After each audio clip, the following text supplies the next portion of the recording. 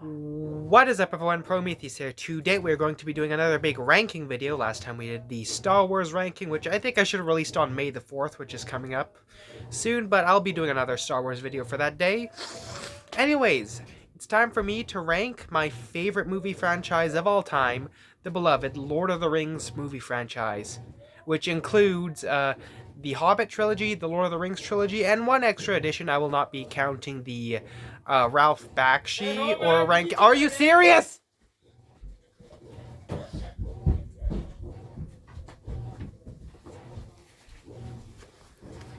Sorry about that. An interruption. Anyways, I will not be including the Ralph Bakshi Lord of the Rings movie or that Hobbit and Return of the King one, the musical ones.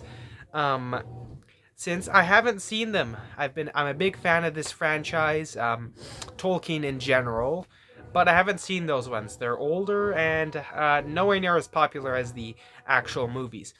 But I will be including one animated movie from Lord of the Rings, since it was produced. It had Peter Jackson and the studio behind the other Lord of the Rings movies involved, so it does kind of count. Anyways, yeah. The Lord of the Rings franchise, or Middle Earth, or Tolkien, or whatever you want to call it, is one of the most beloved fantasy franchise. Period.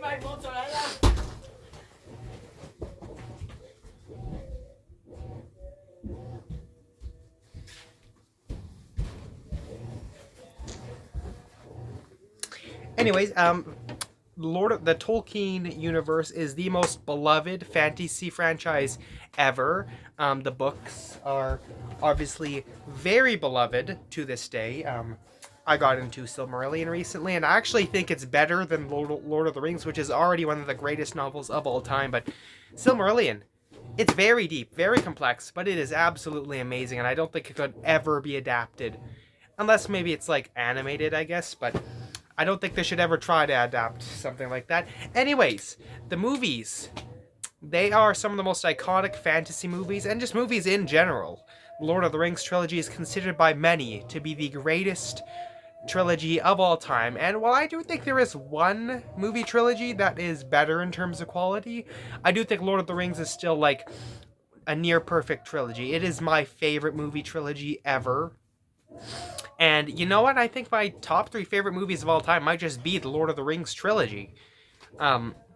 But yeah, that other trilogy, a topic for another video. But, anyways, these movies, this media franchise in general, hasn't reached the same highs as it did back in the 2000s. You know, like with the Hobbit trilogy and the recent Rings of Power, which I don't think it's absolutely horrendous yet. Like, as an adaptation of the Tolkien lore, it's not the best, and as a show, it's got many problems. Like, season 1 was like a 5 out of 10. Season 2 was a bit better, like a 6 out of 10.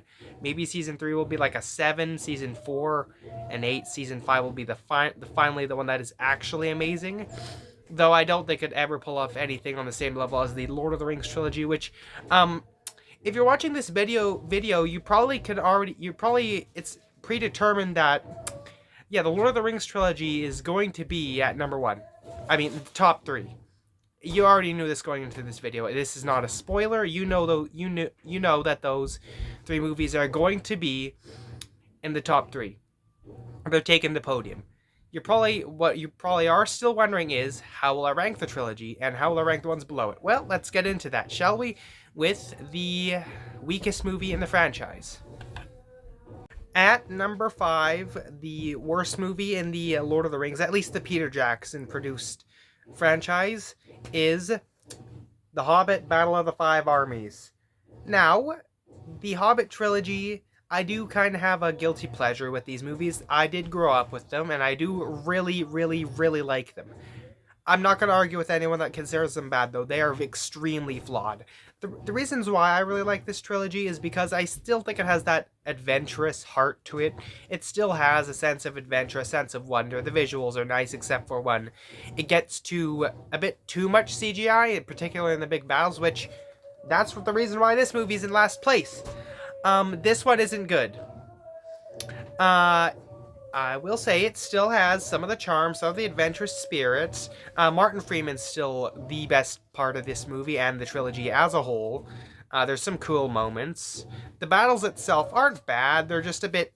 It's really noticeably CGI, and which is a big downgrade from the mix of CGI and practical effects in the previous movies. Not necessarily The Hobbit, more so Lord of the Rings, which again is going to be the top three. You already knew this. But yeah, Hobbit Battle of the Five Armies. Let's go over why this one is by far the worst movie in the franchise. Well, one, Smaug is built up to be such a big threat. And yeah, he's portrayed as a big threat in the previous movie, which we'll get to. And he certainly does do a lot of intimidating stuff. He got some really good scenes. But then at the beginning of this film, he's killed off really easily by a man.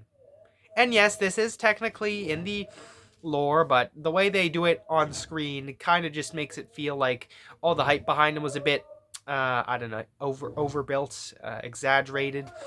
Yeah, he is killed way too quick. And the movie is a battle that could have been didn't necessarily need to be one big movie. It could have been like this. Again, the biggest problem with this trilogy is that it didn't need to be split into 3 movies. Like, again, I really like these movies, even if they're not particularly good. But I will agree that other people that say that this book should have been like only 2 or hell even 1 movie. Like one big 4-hour movie maybe, or 2 3-hour movies. It could have worked that way, but no, instead it needed to be stretched out. And as a result, yeah, this movie is the most flawed. Now, I would say it's terrible. It's like, it's not bad. I'd give it like a 5 out of 10, which is pretty good for the weakest movie in a franchise. But yeah, there's a lot of CGI that's really noticeable. The elves, the wood elves, the dwarves, they find peace with each other real quickly. Like, they make peace real quick, and like, okay, you guys were despising each other a moment ago, and now, okay, let's join forces to fight against the orcs and the goblins, whatever. But again, it still has some cool moments, some cool action sequences. Cool moments with Gandalf, Saruman, and Galadriel. I like the ending.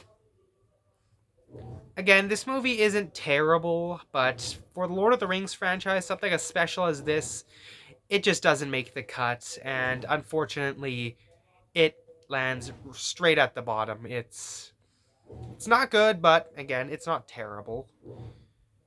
But then again, this is kind of... It's better than Rings of Power Season 1, that's for sure. Maybe, or maybe on the same level of quality, I don't know. But yeah, compared to the rest of the movies, this one falls short. When you remove it from the context of this franchise, it's still kind of just a mediocre fantasy movie with some cool aspects, some cool moments, nice visuals. The scene where they do kill Smaug is pretty cool, pretty well shot. And the movie in general looks nice, aside from the big CGI battles. But yeah, this one, unfortunately, had to be placed at the bottom. If I was counting the animated ones, but which I haven't seen, unfortunately, I hear the animated Return of the King is pretty bad, and The Hobbit's kind of mediocre. And Ralph Bakshi Lord of the Rings is kind of just okay, maybe. I don't know. I'll check them out, and I might add them to the ranking. Who knows? But for now, yeah, Battle of the Five Armies unfortunately stays at the bottom. And thankfully, this is the only, like, movie I'd give a score lower than, like, a 6. We're just gonna get into the alright ones, and then into the actually amazing ones, which, again, you already knew going into this video that the original trilogy is going to be in the top 3. Like, that's not a spoiler. You knew it's happening. You know that was gonna happen. Anyways, on to number 6, I believe. At number 6, we have the most recent movie in the franchise, at least the ones under Peter Jackson. Lord of the Rings, War of the Rohirrim, the only animated movie on this list. I watched it recently, well, a few months ago. I waited until it came to streaming, because from the critical reception, it didn't look too good. Like, it started out with, like, 60s, then it went to 50s, then it went to 40s, and, like, oh no, this might not be good. And I watched it. And man, I gotta tell you, it's nothing special. Like, again, I think the movie's alright, solid. I don't think it's better than Battle of the Five Armies, honestly, but I don't think it's as memorable as a movie, honestly. Like, this might be my least favorite movie in the franchise. Like, I don't hate it, but I don't really love it either. Like, I like Battle of the Five Armies a bit better than this, because there's still some enjoyment to be had, whereas this one, it's not boring necessarily, but it's, again, nothing special. It's just your standard 6 out of 10 animated movie that isn't the best in most aspects. Okay, let's get to the good parts first. It still kind of has that Lord of the Rings feel. The animation looks kind of nice, though. I will say that the melding of 2D and 2D characters and 3D environments sometimes is a bit rough. But yeah, the animation, it's nothing special. It looks fine. It kind of reminds me of Ghibli, but I don't really have too much to say about this one. The worst aspect of the movie is the characters. Like, they're nothing special. Like, they're not endearing. They're not the kind of characters you'd hook up, you'd kind of be invested in, that you'd care about. Like, this is okay, spoilers for the movie if you haven't seen it, which you probably don't need to see it, but really, the main character, Hera, has two brothers, I think. I don't know, I don't remember. This movie's kind of just forgettable, but she has two brothers, I think, and they end up being killed in this movie, and the scenes play all dramatically and tragically, but you don't really feel sad for their deaths, because, you know, they're not really developed all that much. You don't really get time to get attached to them. They're just kind of there in the background. They just kind of happen. They don't really feel like character. They just feel like that's the main character's brothers. They die. I don't feel nothing, because I don't really feel anything about these characters in general. Hera is probably my least favorite protagonist in the Lord of the Rings movies. Like, again, Martin Freeman was the best aspect of the Hobbit trilogy. He was a really good Bilbo. He was cool. But Hera, she's just kind of your typical Mary Sue, like, ultra-capable female protagonist. And I'm not saying that we don't like female protagonists. No, we don't like poorly written female protagonists that have everything handed to them. We don't like poorly written female protagonists in general. Like, there's so many great pieces of media that have female protagonists in it.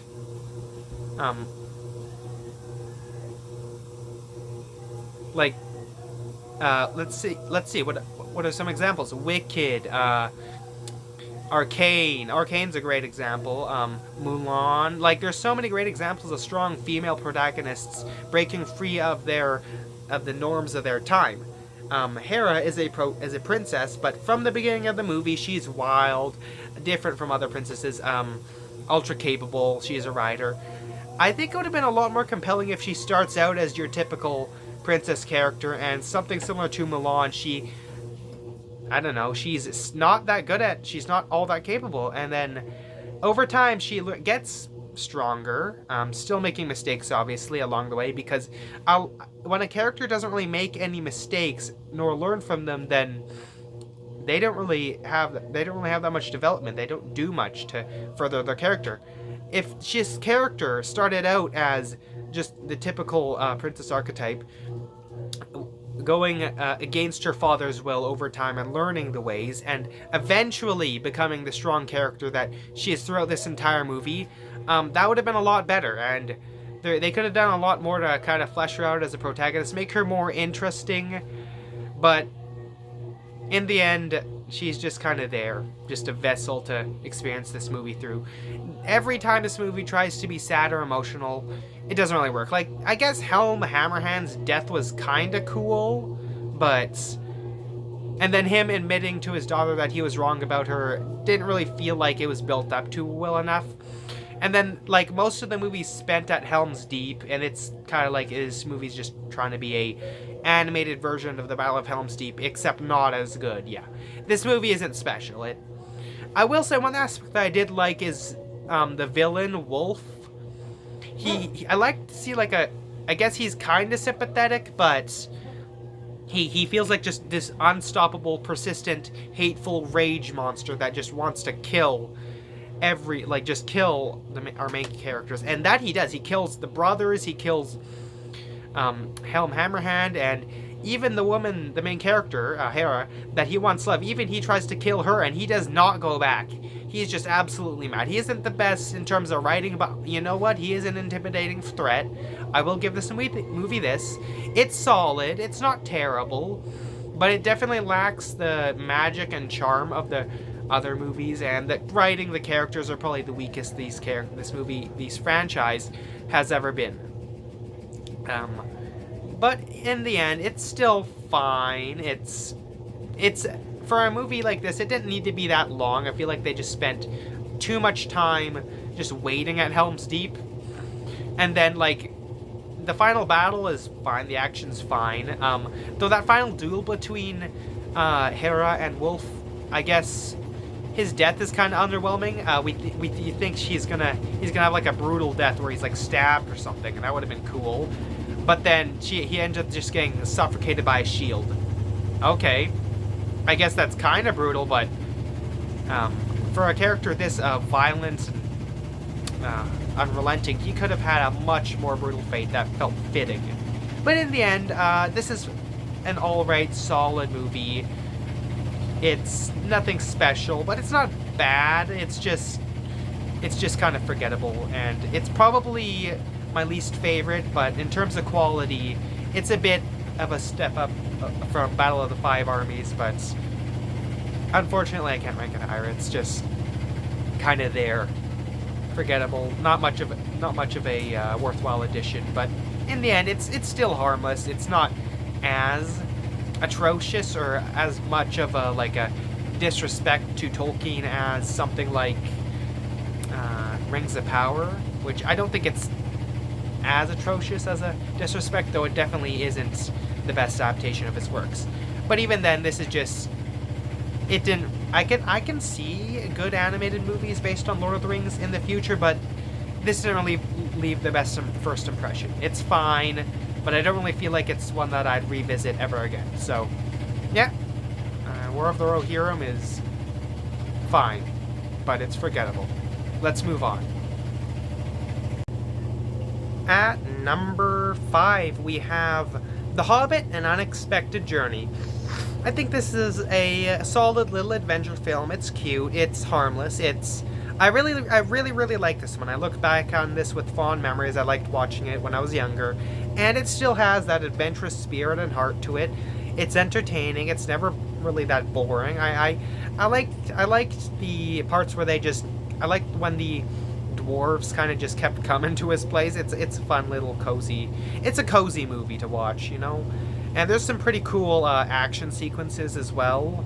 Like the CGI does look good in this, and yeah, it's pretty solid. Like, yeah, the movie ain't perfect. Obviously, it shares some of those problems with the rest of the trilogy as a whole. This book didn't need to be stretched into like 3 movies, and I guess there's maybe some pacing issues with this one, but it's still fun. It's never really boring. It's solid. It's harmless. It's all right. Like, it's a welcome addition. A pretty good prequel. Martin Freeman is still great as Bilbo, and Gandalf's here. He's back, and Ian McKellen is still great as him. Most of the dwarves are pretty charming. Like, I like the fat one. I like when they kind of gathered at Frodo's place, far over the misty mountains. that song. I really like that one. Echoes through my heart and soul. I wish I was a dwarf in the mountain, mine for ore, gems and stuff. And yeah, it's a pretty good setup for the journey. It's not really that, it's not a great movie, but honestly, for what it is, it could have been a bit better, but it could have been worse. It's a pretty solid, it's a really solid movie. It's a really solid one. I like it. It's cute, it's comfy. It has its pretty epic moments. Yeah, it uses CGI a lot more, but honestly, it still looks pretty good visually with its landscapes and stuff. I like the part with the trolls when they try to eat them. There's some funny moments. This is just kind of just a charming, fun adventure movie. And a pretty good, pretty decent movie, honestly. Like, I'm thinking I'd give it like a score between a 6 or a 7 out of 10, because again, it's not amazing, but it's not bad either. It's definitely a step up from the previous two movies. It has its flaws, definitely, but it's definitely pretty harmless. Better than Rings of Power for sure. I really like this one. It has some nice moments. I don't really know what else to say. It's fine. I would argue against anyone that considers the Hobbit movies bad, because they do have a lot of flaws, and I guess the focus is drawn a lot away from Bilbo and on the dwarves, who weren't really the main characters of the original story, and I guess that's more of a problem with this movie as an adaptation of the book rather than it as a movie in general. If you remove it from the context, the dwarves still are fine enough additions, though not all of them are the most interesting. But hey, that's not all adaptations are going to be the best. Yeah, so An Unexpected Journey is a fun little journey, cute adventure. I wouldn't really call it cute. Comfy. It's a movie that puts you in like a comfy mood. It's the kind of one that when you're bored, you just put it on, sit down, and watch it, cozy, wrapped up in your blanket. And yeah, that's something that you would do. I mean, that's something you could do with really all of these movies, but this one, it's really nostalgic for me, and I'm trying to rank this based on quality and not my personal feelings. And if this was ranking based on my personal feelings, I think the movie would probably be in the same place, actually, because the next movie on this list is probably my favorite in the Hobbit trilogy, which you can already tell what it is, and you already knew that the Lord of the Rings trilogy would be in the top 3 going into this. Like that's not even a speculation. That's just a given fact. It's inevitable. But as it is, Unexpected Journey is cute, harmless, fun little adventure. It has its adventurous spirit. It still has that flair that it's still a step down from the Lord of the Rings trilogy for sure, like a big fall from grace compared to those ones, which are masterpieces, and this one's just kind of solid, all right, fun, pretty fine. But yeah, that's An Unexpected Journey. Let's move on to number 4. At number 4, we have the best movie in the Hobbit trilogy, Desolation of Smaug. I still think this movie isn't great. It's like a 7.5 out of 10, but for the Hobbit trilogy, yeah, it's definitely the best. Like, a big step up from the original, the first movie, which was already fine, and definitely better than the Battle of the Five Armies in nearly every aspect. I think this definitely has the best adaptations of the scenes from The Hobbit in it. Like, the Riddles in the Dark was done really well. The confrontation with Smaug was done really well as well. It still has that adventurous spirit to it. It's not perfect. Still very flawed movie, obviously. Like, the stuff with the Wood Elves and the being stuck what was his name? Being stuck in the Wood Elves, being imprisoned by the Wood Elves, that part kind of goes on a bit long, and I feel like I just want to get back into the adventure. And there's some silly moments, like the scene where the barrel chase scene, which is a fun scene, but there's some silly moments where like the fat dwarf kind of just, he's in the barrel, but then he comes out, his arms come out of the barrel. You know which scene I'm talking about. But yeah, this one has the best action in the trilogy. I think it has a good sense of adventure to it. The big battle with Smaug is really nice. They adapted him really well. Benedict Cumberbatch gives a good vocal performance as him. Gollum shows up, which is cool. Yeah, this is the best movie in the trilogy for sure. It's not, again, it's not perfect. It's not amazing, but it's still pretty good. I wouldn't argue with anyone that thinks it's bad. Like, there's some YouTubers that think it's bad, like Cosmonaut Quickie, which is a YouTuber I sometimes watch. But honestly, they got some valid opinions. But the good stuff in this one still sticks out more than it does in the other two, and that's what puts it above them. I do really like it, and thankfully we're out from the mediocre, solid, and just good movies. And now we're getting into the genuinely amazing ones. Let's move on to the Lord of the Rings trilogy, which you already knew was going to be in the top 3. Let's move on, shall we? At number 3, with a large leap in quality from the previous film, we have the weakest but still excellent movie in the Lord of the Rings trilogy, Lord of the Rings: The Two Towers. Now, even though this is the weakest in the trilogy, it is still absolutely fantastic. One of the best sequels ever made, for sure.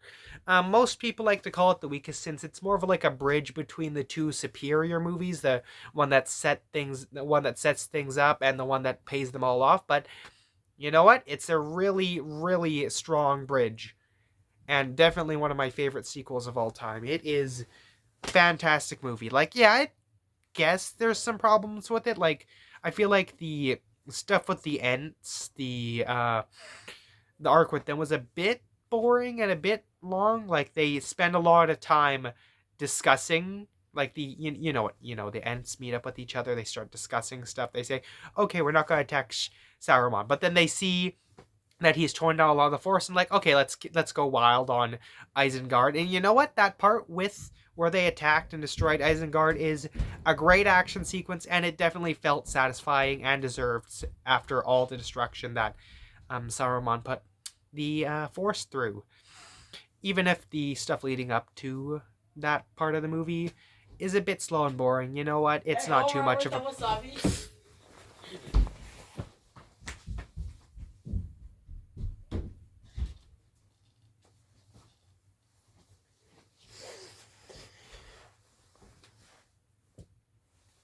Sorry about that. Where was I? Oh, yeah, right. I was discussing the Ents. So, yeah, the Ent business it's probably the weakest part of the movie, but it's not terrible. I guess it acts as fine downtime between the other parts of the movie, and yeah, it's a bit slower paced than Fellowship, but you know what? I guess that's fitting for a story like this, and I wouldn't really say it's a problem. The movie's still paced pretty well. Omar, have you seen my shirt?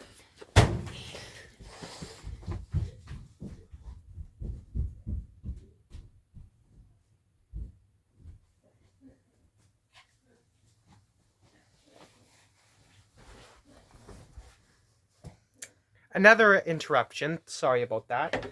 But yeah, it's paced a bit slower than Fellowship, but you know what? It's still paced pretty well, like I said. It follows multiple storylines. There's Merry and Pippin being separated from the gang and getting taken up by the Ents, and like I said, that's probably the weakest aspect of the movie. That arc is a bit slow and not as entertaining as the other ones.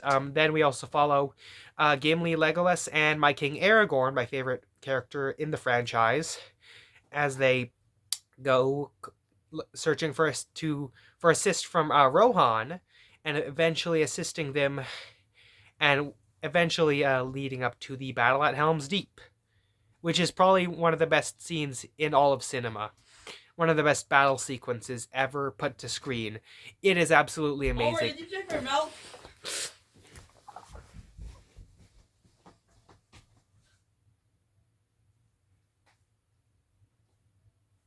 I swear, you do that one more time. Bro, you do that one more time. What? What am I doing?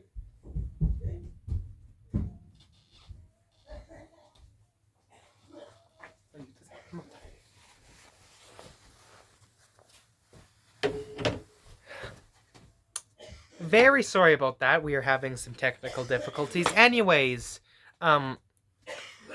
we follow my favorite. I think the best arc of the movie is obviously Gimli, Legolas, and Aragorn, and their stuff with Rohan, helping Rohan, freeing Theoden from Saruman and Grima Wormtongue. That was pretty cool. That's a pretty cool moment. Gandalf comes back. Oh, where's that dill pickle?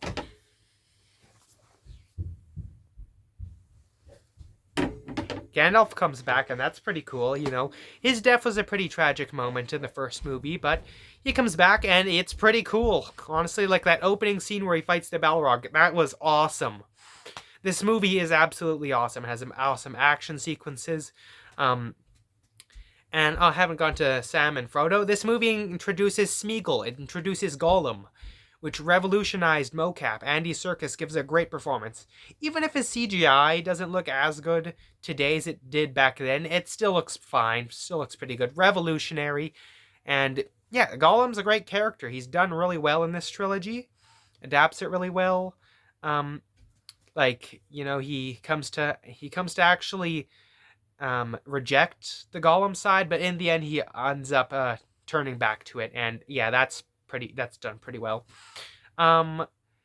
Is there anything else wrong with this movie? Well, I will say Faramir. I don't think this is really a problem with the movie on its own, more so a problem with it as an adaptation. Him not instantly letting Frodo go with the ring and instead making the same mistake as his brother Boromir and taking the ring, but he does end up changing his mind and letting him go. The difference here is I think it would have been a lot more impactful and better if he just let them go right away after finding out why they have the ring instead of planning on taking it, because that would have made a much better contrast between him and his brother and shows a great parallel that he managed to succeed where his brother failed. But that's more so a problem with the movie as a adaptation and not the movie as a movie. I mean, it's kind of a missed opportunity. I think it would have made the arc even better than it already was, but even then, it's still really good. Yeah, this movie is still fantastic in spite of being the weakest in the trilogy. I'd still give it like a 9.5 out of 10, maybe. Who knows? I'm not really too picky with the scores when I'm doing this. But yeah, it is unfortunately the weakest in the trilogy, but it's still great. That's how high the standards for this trilogy is, where the weakest movie is still fantastic. Again, there are some differences, some changes it makes from the book. You know, like Faramir's arc is a bit changed around, and a bunch of other stuff. But you know what? I don't really want to hold that against the movie, because on its own, it's great. The characters, the writing, they're still great. The action is amazing. Battle of Helm's Deep is absolutely phenomenal. You know, Legolas shield surfs down the stairs fighting orcs. It's a great battle sequence, obviously. Yeah. But there's a bunch of other great scenes in this movie, and yeah, I can't really linger on it too much because we got two even better movies to talk about, and you could probably already tell which ones they are. Anyways, moving forward, at number 2, we have the absolute masterpiece that is Fellowship of the Ring. It does a great job at setting up the events, creating a really good hook. It is absolutely amazing. A fantastic movie, great start. In fact, some people even consider it the best in the trilogy. And while I think it's the second best in the trilogy, I do think it has some of the best aspects, some of the best moments. This one definitely has the best sense of adventure in it, and some of the most iconic scenes, like the fight with the Balrog, You Shall Not Pass, Boromir's sacrifice. The Shire stuff's nice. What else? There's the music, the score is absolutely amazing. I forgot to mention that. The music in these movies is absolutely phenomenal. My favorite soundtrack in anything, not just movies, but just in general. This movie has a fantastic adventurous spirit. You can really tell we're going on this big journey. the practical effects and CGI special effects go together really well. There's a great balance between it. It just feels so authentic. It feels like such an amazing adaptation. There are some differences between this movie and the book. Like, this isn't really a difference, but the time skip. There was a time skip between when Gandalf gives Frodo the ring and then leaves to study in Minas Tirith, and that's 17 years. In the book, it was 17 years when he leaves after the long expected party. Whereas in this movie, well, technically 17 years still goes by. This movie does kind of make it seem like it's only been a few days. Like, he gives Frodo the ring, he leaves, he goes to Minas Tirith, and then it cuts to them leaving a bar, and you kind of get the feeling that it's only been a few days, even though, oh wait, it's actually been 17 years. So when you see Bilbo all old and stuff, he's like, how has he gone so old so quick? It's only been 17 days. I mean, a few days. When you realize, oh no, it's been 17 years, that makes a lot more sense. So I guess that part of the movie could have explained it a bit better, and I feel like this movie definitely tries to compact all these big events together. And well, I wouldn't say it's paced poorly. It's paced pretty well. It definitely feels like it's trying to get through all this stuff from the books, and well, all the stuff that's trying to put together is done very well. Obviously, yeah, it does feel a bit compact. That's not really a problem. It's just another reason why you should watch the extended edition. Yeah, I only watched the extended editions. The theatrical versions are good, obviously, but I like the extended editions more. I get more time with these characters, with this world. I absolutely love it. And just overall, yeah, Fellowship of the Ring is honestly, I could call it a near perfect movie. Like, it's a 10 out of 10. Like I said, I feel like the time skip thing could have been explained a bit better, and it does feel a bit compact, but you know what? Even if I give a movie a 10 out of 10, that doesn't mean it's perfect. That just means that all the amazing aspects of the movie overshadow the little blemishes it has. Fellowship of the Ring is one of my favorite movies of all time, but even then, we probably expected this one to be at number 1. Let's move on to the greatest movie in the entire franchise. That was probably pretty clear to most people who know this franchise well and know which one is often ranked at number 1. And to no one's surprise, similarly to how Empire Strikes Back was clear to be at number 1 from the Star Wars ranking, at number 1 we have Lord of the Rings: Return of the King. Best movie in the trilogy. It has some of the best moments, has some of the best scenes, best moments, epic lines, like so many iconic lines, so many iconic scenes. It just all comes together. It pays off so well. It's emotional, it's epic, it's gripping. At times fun and lighthearted, yes, but most of the times dark, mature, and oftentimes tragic as well.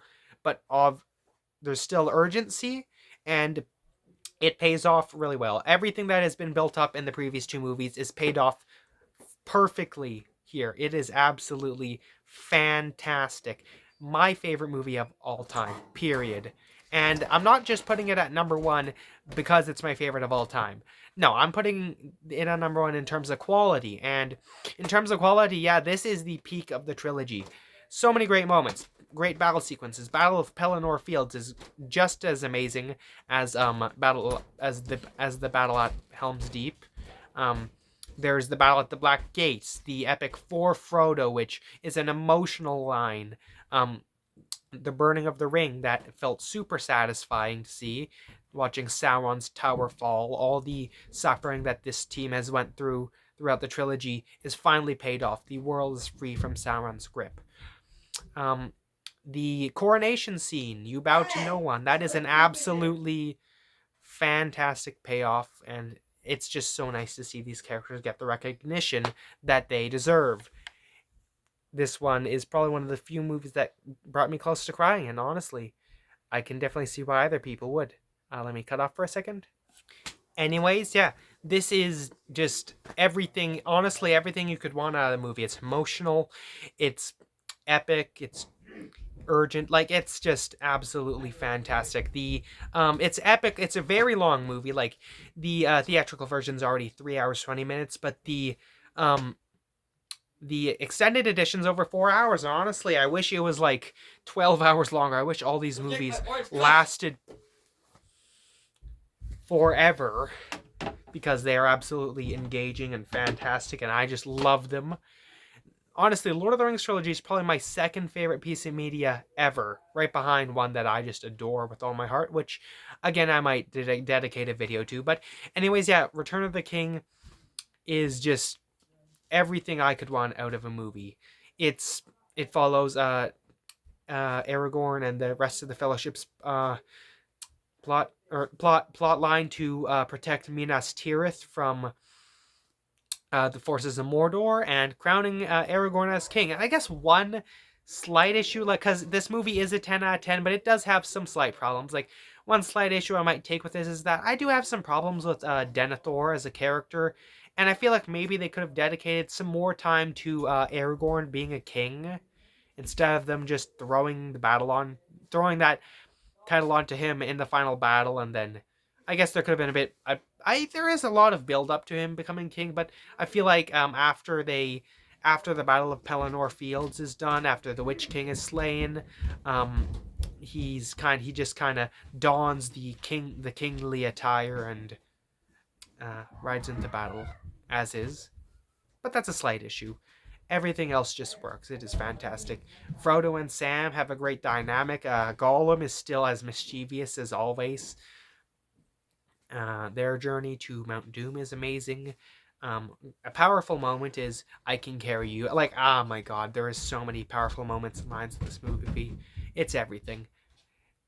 Like, if I could only watch one movie for the rest of my life, it would probably be this one. Like, it's rewatchable. It's long, but it's rewatchable. So many great moments.